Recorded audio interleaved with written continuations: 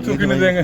चो साहब कैसे हैं? हाँ जी बढ़िया। क्या पूरा प्रकरण हुआ? आप बता रहे हैं कि उड़ीसा में चो साहब गए हुए थे, वहाँ पर आंदोलन चल रहा था और वहाँ कोई पैदल मार्च में से सभा में जो है जाना था। तो अभी तो सूचना यही है कि भाई रास्ते में जो है पुलिस ने जो है जितने भी नेता और जितनी पब्लिक है उनको जो है गिरफ्तार किया, वहीं रोक लिए।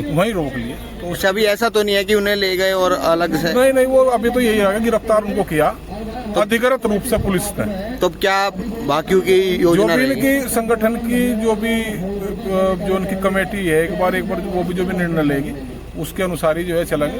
कई जगह धरने भी चल रहे थानों में और उसकी। क्या आपको लगता है कि किसान यूनियन अब आगे बढ़ रहा है, क्षेत्र से भी बाहर जाकर जैसे उड़ीसा दक्षिण तक जा रहे हैं, तो सरकारें बौखला रही हैं इन चीजों को देख के किसान उग्र ना हो? देखो किसान तो जागृत है हर जगह का। किसान यूनियन भी है, जहाँ किसान यूनियन का मतलब किसान ही तो है। तो जहाँ भी समस्याएं होती है वहाँ संगठन जो है अपनी भूमिका निभाता है और यही बातचीत है। अच्छा चो साहब, कल की एक घटना है, कल जो है महाराजा सूरजमल जी की जो मूर्ति का अनावरण हुआ, वहाँ पर तमाम जाट सरदारी पहुंची, मगर आप लोग शायद नहीं पहुंच पाए किन्हीं कारणों से। इसके बारे में क्या कहेंगे? भाई वो तो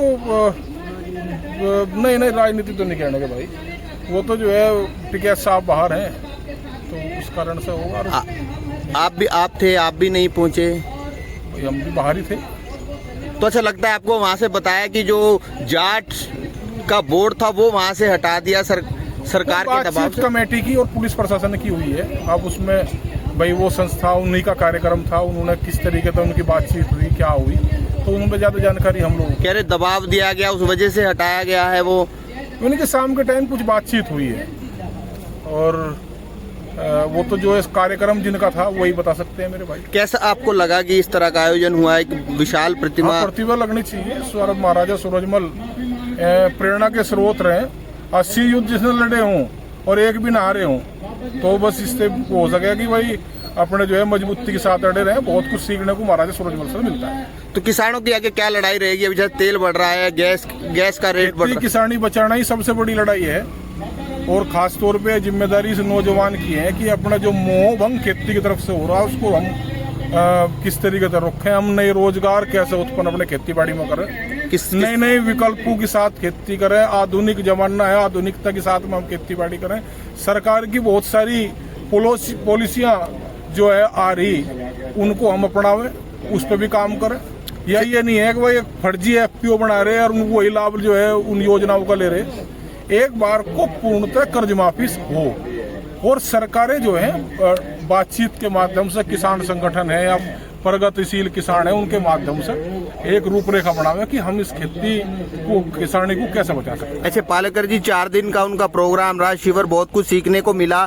तो क्या अब यूनियन है या फिर और जो किसान है वो फॉलो करेंगे? सबसे बड़ी बात उनकी ये लगी कि वे कम लागत में खेती को सिखाते हैं। वे जो रसायन है उनसे बचाव का तरीका सिखाते हैं। हम लोगों को तो ठीक लगा। एक मॉडल जो है उसका बनाएंगे, सिसोली में बनाएंगे और लोग जो है उस मॉडल को देखें, लोग उस मॉडल से सीखें। वो तो यही तो बता रहे हैं कि भाई गाय के गोबर से जीवामृत और जो है उनके मूत्र से जीवामृत बनाना, और वे उसको बता भी रहे कि भाई किसी को विश्वास ना हो रहा तो आकर देख ले।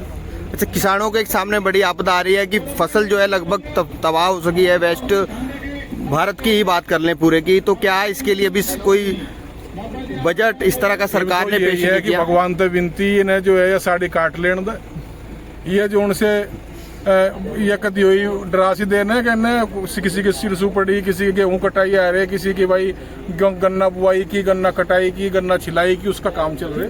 तो राम जी से तो विनती किसान यही कर रहा कि भाई ये महीने 2 महीने काम का है, इसे थोड़ी शांति से साथ रख लें। धन्यवाद।